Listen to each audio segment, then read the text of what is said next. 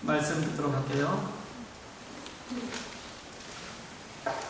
한국에는 고위공직자가 되기 위해서 반드시, 그냥 고위공직자도 아니고 최고의 공직자가 되기 위해서 반드시 거쳐야 될 관문이 있는데, 인사청문회라는 게 있습니다.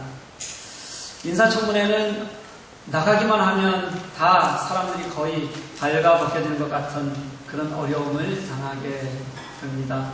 하여튼 다 속속히 드러나거든요. 그런 것이 어쩌면 당사자들 입장에서는 굉장히 억울할 수 있다, 속상한 일일 수 있겠다는 생각이 들어요. 그런데 저는 시간이 지날수록 이런 생각을 해보게 됩니다. 그 과정에서 드러나는 것들을 좀 보면요, 또 그걸 가지고 해명하는 과정을 보면요, 우리 사회가 정말 어떻게 저 정도로까지 망가지고 무디어져 가고 있는가 하는 마음을 갖게 됩니다. 아주 예전에는 한 20년 전에 처음 시작했을 때는 위장전입 하나만 있어도 적십자 회비 5천원만 미납해도 크게 신문에 났어요. 그리고 위장전입 정도면은 이미 이 후보자에서 사퇴하는 기준이 되고는 했었습니다. 그런데 이게 한 20년 지속되면서 요즘은 그건 기본이에요. 권력을 가지는 자가 누리는 특혜, 논문 표절, 불법적인 재산 축적, 부동산 투기, 일반 서민의 입장에서는 상상할 수도 없는 수입과 지출들, 어떤 게 나와도 문제가 없는 것처럼 그렇게 말하고 감싸는 모습들을 보게 됩니다. 도대체 뭘 얼마나 어떻게 해야지 되는 걸까 싶을 정도예요. 진짜 제가 들은 것 중에 가장 웃긴 것은 잘못을 크게 한 것은 맞지만 청문회를 통해서 사과를 했기 때문에 직무수행에는 문제가 없다, 이런 말도 하게 됩니다. 근데 이게 세상 사람들만 그럴까요? 우리 그리스도인들이라고 다를까요? 아니라는 거예요. 그렇게 논란이 되는 부분들에 상당히 많은 사람들은 그리스도인이에요. 그리고 대부분 안수 집사고 장로입니다. 참 어떻게 저렇게 살았을까? 어떻게 저렇게 말도 안 되는 것으로 거짓말을 하고 해명을 할까? 이런 생각이 드는데, 그런데 그런 사람들이, 그들은 또 사회 지도층이기 때문에 신앙 간증도 여기저기서 많이 하고 다니는 그런 사람들이라는 게 굉장히 좀 속이 상하기도 합니다. 이미 도덕적인 무감각이 우리 그리스도인들에게도 암세포처럼 그렇게 퍼져 있는 것 같다는 생각을 버릴 수가 없습니다. 그럼 목사들은 좀 낫겠습니까? 요즘 신문에 뭐가 나면 전부 다 앞에 뭐가 붙냐면 목사라는 그런 직책이 붙어요. 천지예요. 목사가 너무 흔한 시대이기도 하지만 목사들의 범죄 행위를 보면 이제는 예수를 믿는 것과 예수를 믿지 않는 것과의 차이를 점점 더 구별하기 어려운 시대를 살고 있는 것이 분명해 보인다는 게 얼마나 안타까운지 모르겠어요. 왜 그럴까요? 왜 예수 믿으나 마나 내가 안수 집사가 되든 장로가 되든 목사가 되어서도 그러는 걸까요? 우리는 이미 우리도 모르는 채요, 세상 가치관에 적응해 있는 것 같아요.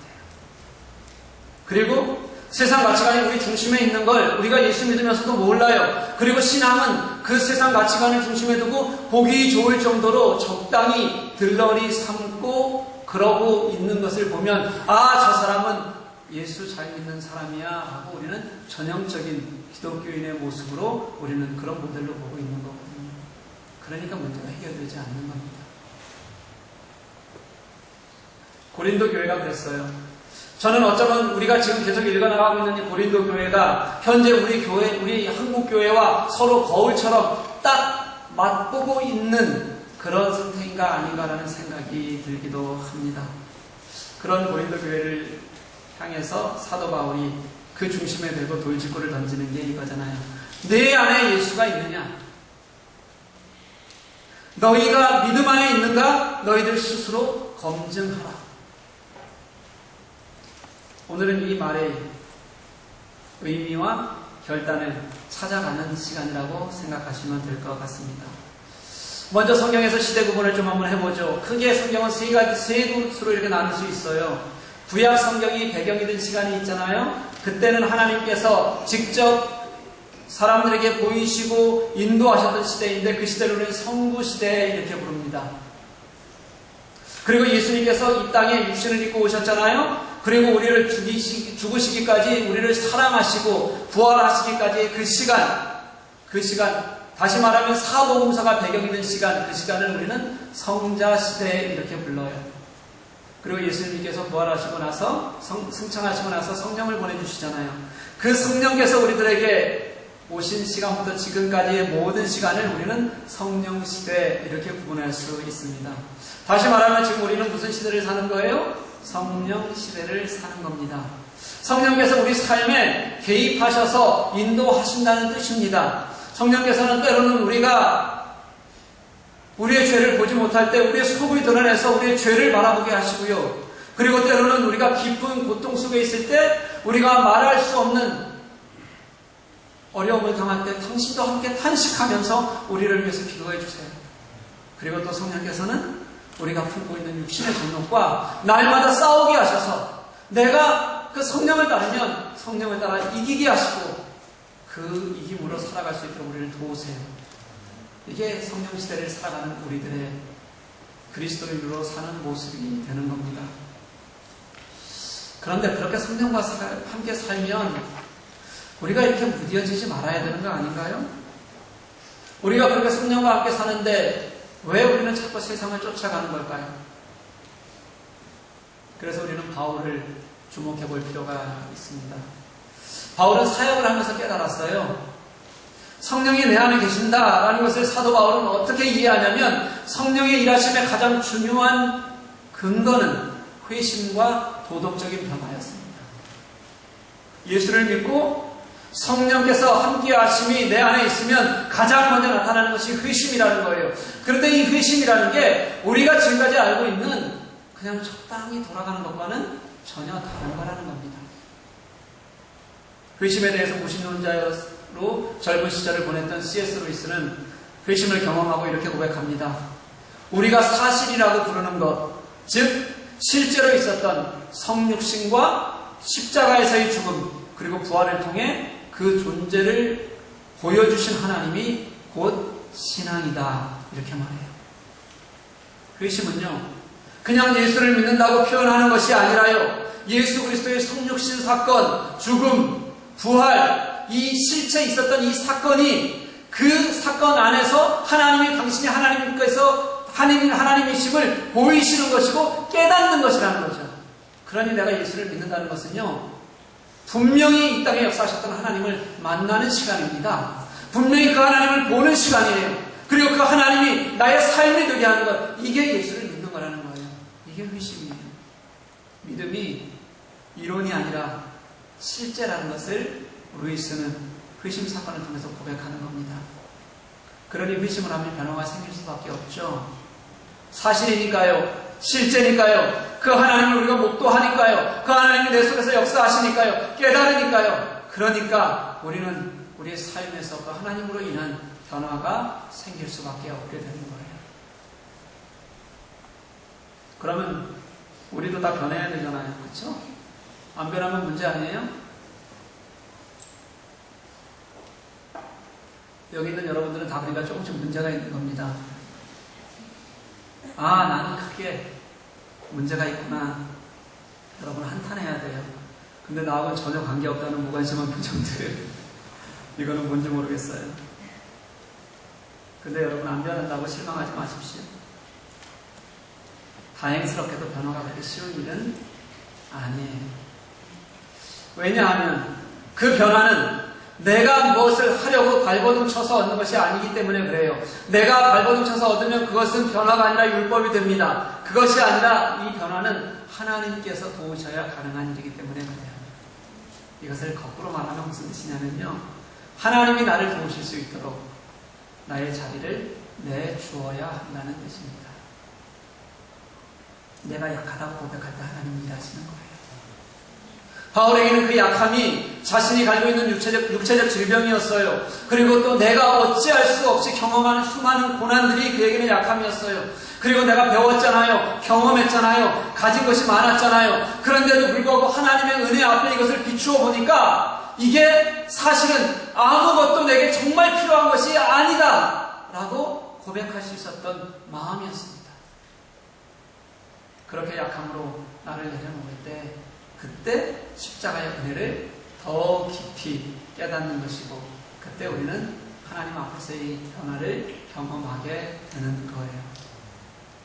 사랑하는 교회 여러분, 그런 변화를 경험하는 여러분들 되시길 주님의 이름으로 간절히 소망합니다. 그럼 나는 그런 변화를 조금씩 경험하고 있는가? 나는 정말 그 안에 살고 있는가? 어떻게 알 수 있을까요? 지금도 여러분, 나는 이만하면 좋은 그리스도인처럼 느껴지지 않으세요?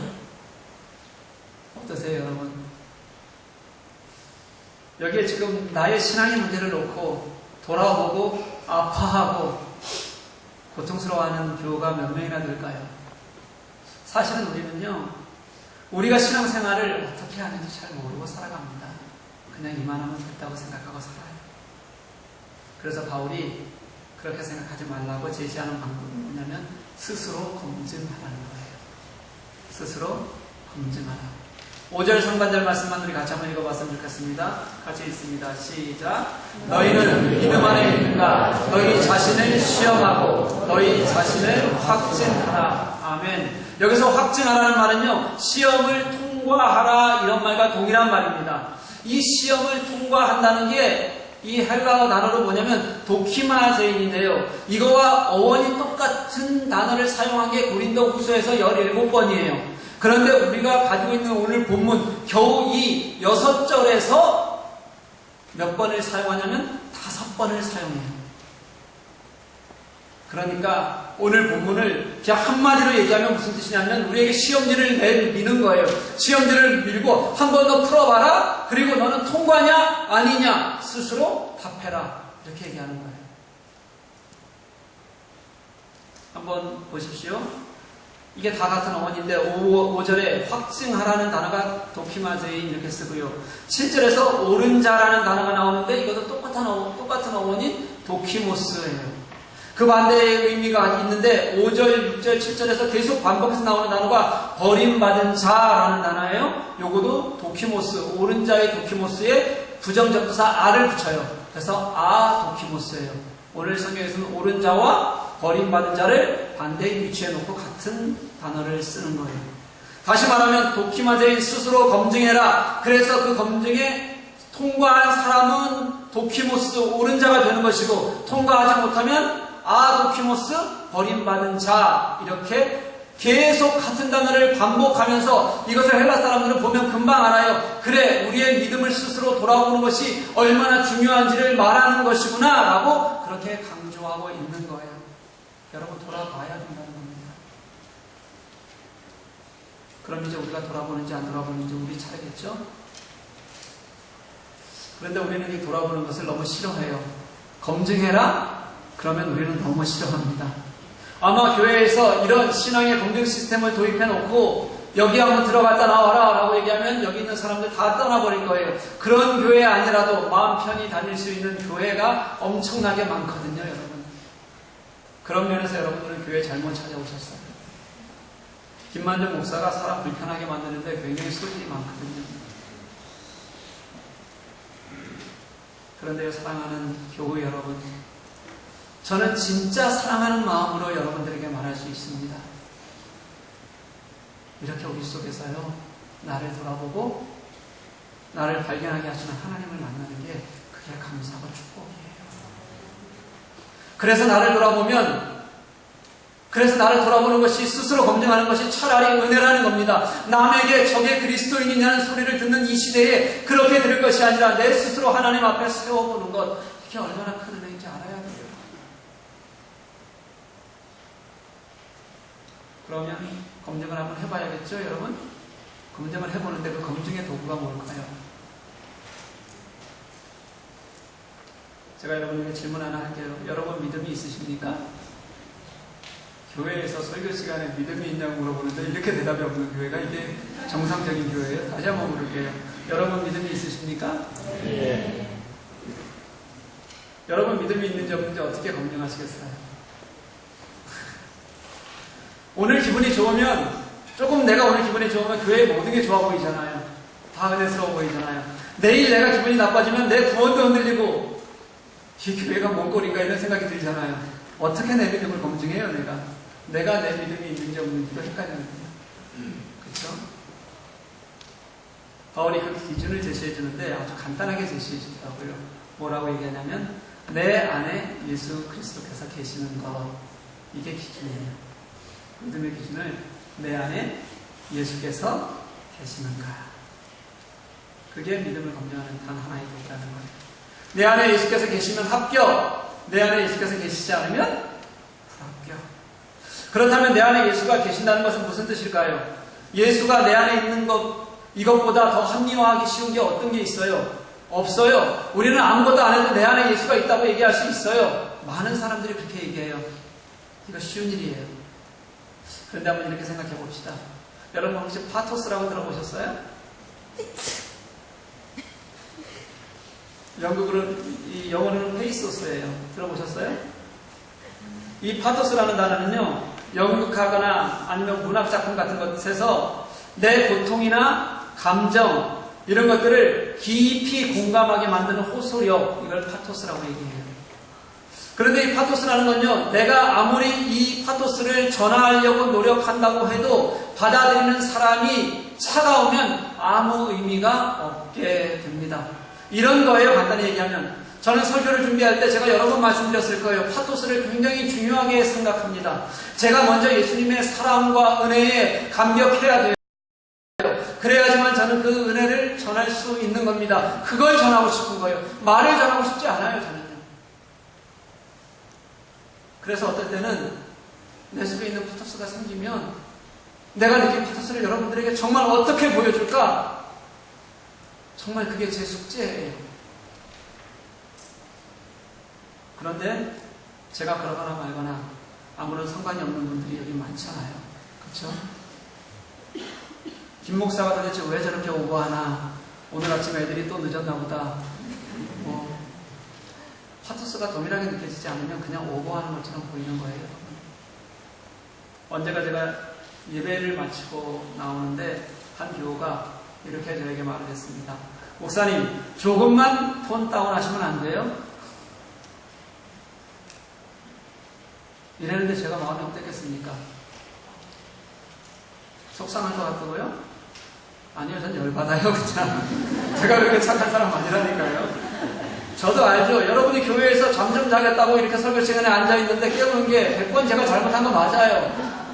그렇다고 잠 좀 깨웠다고 그렇게 말하면 안 되는 거 아니에요? 톤다운 하라고요. 이게 파토스가 없는 거예요, 여러분. 그럴 경우만 있나요? 제가 그렇게 간절하게 말씀을 전하고 싶어서 어떻게 하면 이 파토스가 여러분들에게 전해질까 최선을 다하는데 저 뒤쪽에 계시는 분들이 정말 제가 중요한 얘기할 때만 둘이 떠들고 웃어요. 자꾸 뒤에서. 그러면 정말 맥이 확 풀리면서요. 제가 어떤 생각을 하냐면, 내가 예수 믿고 사람 됐구나. 예수님이 나를 통해서 저 한 생명을 또 구하셨구나. 안 그랬으면 죽었거든요. 이게 얼마나 감사한지 몰라요. 예수가 내 안에 있다는 것은 내가 예수님의 파토스를 깨닫는다는 겁니다. 예수님의 마음을 안다는 거죠. 예수님의 간절함이, 예수님의 생명을 얼마나 간절히 사랑하시는지, 다시 말하면 내가 예수님의 그 마음을 어떻게 느끼는가, 나는 예수님을 내 안에서 어떻게 깨닫고 있는가, 이게 내 속에서 정말 은혜로 느껴지는 것, 이걸 우리는 파토스, 예수가 내 안에 계시는 것, 이렇게 말하는 거예요. 사랑하는 교회 여러분, 예수가 내 안에 계시면 그 예수님의 마음이 내게 깨달아지면 그렇게 감사할 수가 없어요. 그러면 진짜 그렇게 감격이 될 수가 없어요. 그게 그렇게 은혜가 될 수가 없습니다. 예수께서 십자가에 못 박혀 죽기까지 그렇게 나를 사랑하셨는데 어떻게 그 간절한 호소를 아는데 감동이 없겠어요. 그래서 그리스도께서 내 안에 있는 것을 아는 것은 예수 믿는 사람으로는요, 너무 행복한 일이에요. 예수 그리스도께서 너희 안에 계신 줄을 너희가 알지 못하느냐. 우리는 예수를 믿는데 예수께서 나를 대신하여 십자가에 죽으셔서 그 사랑으로 구원을 얻었다고 고백하는데 예수가 내 안에 있는 것보다 더 중요한 게 뭐가 있겠습니까? 그게 핵심인데 그것보다 더 귀한 게 뭐가 있겠어요? 사랑하는 교회 여러분, 우리 안에 있는 우리에게 당신을 드러내기를 원하시는 예수 그리스도의 간절함을 깨달아서 그 은혜에 감동하고 그 은혜를 기쁨으로 사는 여러분들 되시기를 주님의 이름으로 간절히 축복합니다. 그렇다면요, 그게 예수가 내 안에 있다는 것은 그럼 그냥 그런 감정만으로 남아도 되는 걸까요, 여러분? 그게 그저 감동일까요? 그게 그저 나 혼자 느끼고 마는 그런 경험일 수 있을까요, 여러분? 오늘 본문은 그게 아니라고 말해요. 오늘 본문에서 7절까지의 핵심이 검증하라는 단어인 도키모스였다면요, 8절 이후의 말씀의 핵심은 듀나미스라는 거예요. 뭐냐면 능력이라는 겁니다. 우리의 믿음을 검증하라고 했어요. 이 세상을 우리가 어떻게 이길 수 있는지, 진짜 그리스도인으로 살아갈 수 있는지 검증하라고 했는데, 그 검증을 할 수 있는 유일한 도구가, 방법이 하나, 내 안에 예수께서 계시는가 이거였잖아요. 그런데 그렇게 내가 알고 진짜 검증이 되려면 이길 힘이 있어야 되잖아요. 우리가 이 땅을 살아가는. 그저 파토스의 감정으로는 안 된다는 거예요. 파토스는 예수께서 내 안에 계시다는 것을 아는 것뿐이라면요, 깨닫고 감격하는 것이라면요, 그 다음은 뭐냐면 내 안에서 일하시는 예수 그리스도를 경험하는 겁니다, 여러분. 그래서 파토스는 사실은 내가 얼마나 약한지 깨닫는 도구예요, 이게. 내가 얼마나 죄인인지를 알게 하는 도구예요. 그런데 그것을 깨닫는 순간 나의 약함과 죄됨을 넘어서서 일하시는 예수 그리스도의 능력을 우리가 발견하게 되는 겁니다.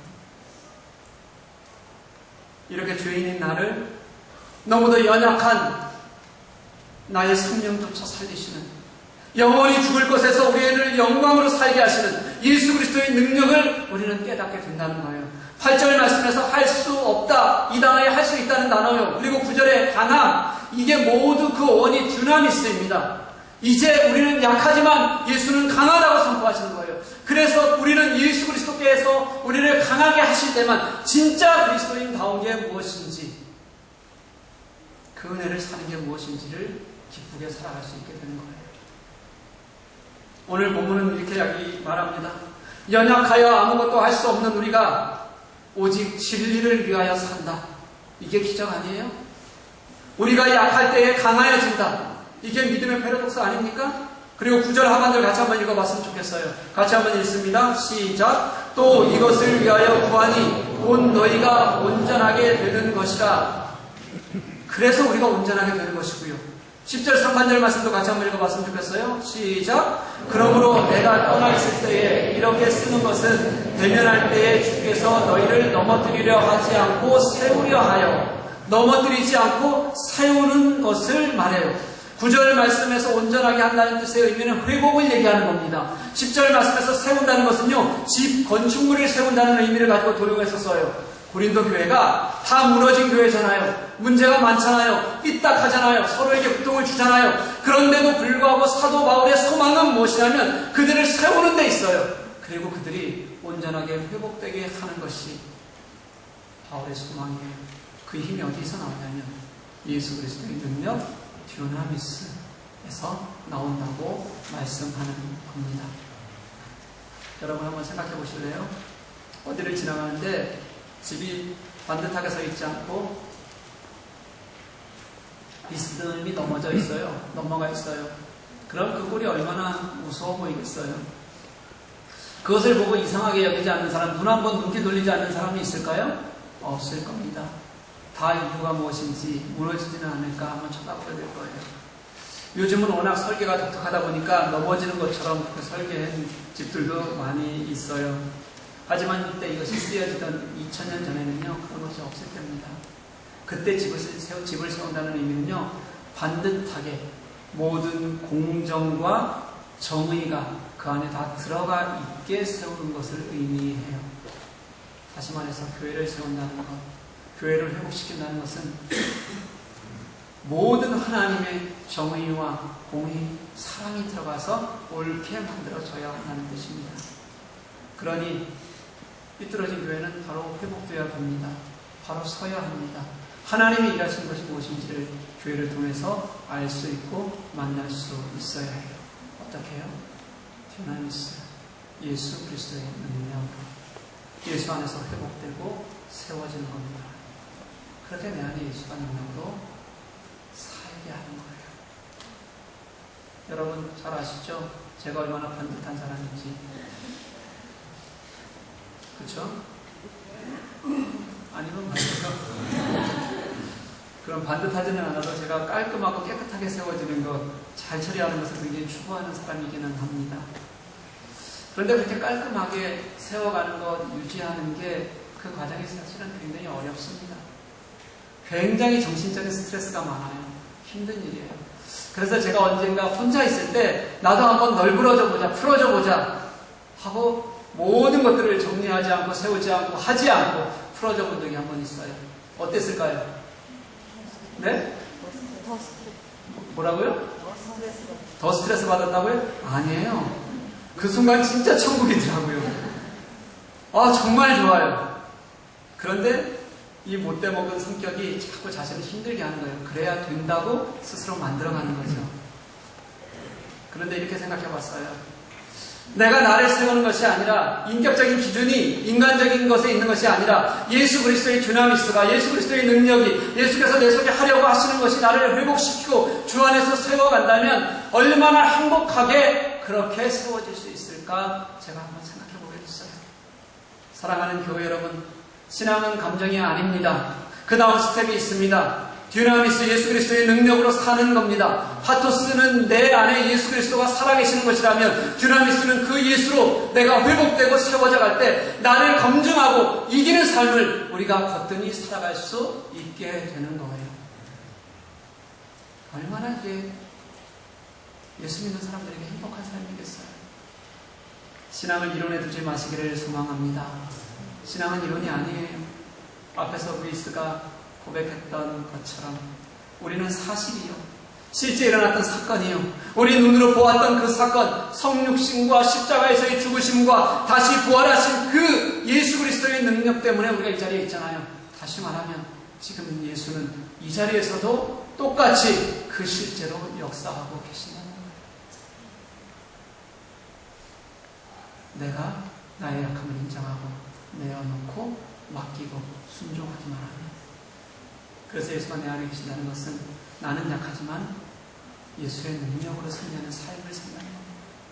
철저하게 내가 약해지면, 철저하게 내가 무너지면, 그 안에서 내가 순종하겠다고 작정하면 그 안에서 구원과 함께 일하시는 예수 그리스도의 능력을 우리가 살아가게 될 거라는 겁니다. 사랑하는 교회 여러분, 우리 모두가 그렇게 살아내기를 주님의 이름으로 축복합니다. 예수가 내 안에 계셔서 예수께서 내 안에 강해지면 할 수 있다, 문제없다. 내 안에 있는 예수를 살려내고 그 파토스의 감격을 누리면서 예수의 능력을 순종으로 맡기며 살아가는 여러분 되시기를 소망합니다. 그치지 마십시다. 우리 포기하지 마십시다. 한 발 더 순종하는 자리가 내 자리라고 그렇게 고백하십시다. 그래서 날마다 나를 돌아보고 하나님께서 내게 그래 너 합격 도키모스라고 말씀해 주시는 기쁨의 은혜를 늘 누리시는 저와 여러분 되시기를 주님의 이름으로 간절히 축복합니다.